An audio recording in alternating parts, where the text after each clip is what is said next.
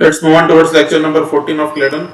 So, color is not the only characteristic by which we recognize compounds. So, in the previous lecture, we had discussed the colors of organic compounds. Okay. So, color is not the only characteristic by which we recognize compounds. Okay. We might also recognize compounds with the help of smell as well. Correct. Color is not the only characteristic. Smell also plays a role sometimes. Okay. So, all too often it is their odor. What does it mean by odor? Odor means smell. ODOUR. What does it mean by odor? Odor means smell. Okay. So all too often it is their odor that lets us know they are around. Okay. So because of odor we are able to know that they are around. There are some quite foul organic compounds too. Okay. So there are some quite foul smelling organic compound as well. There are some quite foul smelling organic compound as well. Okay. The infamous stench of the skunk. Okay. What does it mean by stench? Stench means again foul smell. Okay. Stench means foul smell. Okay.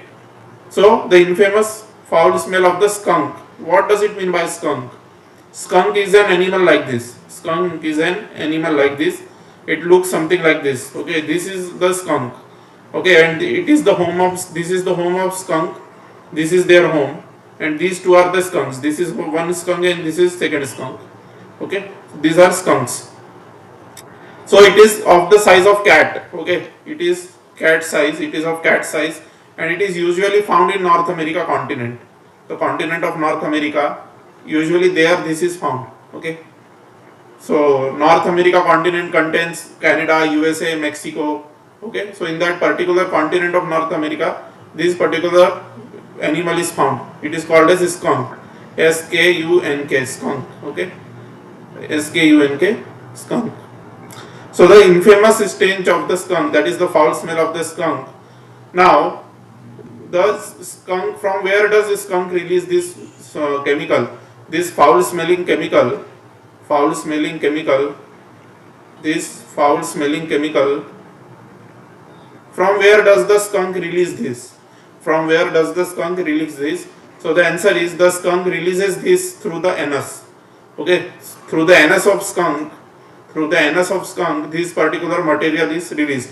This foul smelling organic compound is released through the anus of skunk. Okay. So, infamous stage of the skunk is a mixture of two thiols. Okay. So it is a mixture of two thiols. They have been shown here that skunk spray, the spray which it pulls out of the anus. Okay. The skunk spray which comes out of the anus of the skunk, it contains these two thiols. Okay. It is a mixture of this thiol and this thiol. Now, what does it mean by thiol? Okay, thiol means a compound containing SH group. A compound containing SH group where S is sulfur and H is hydrogen. Okay, S is sulfur and H is hydrogen. Okay, so such a compound is called as a thiol.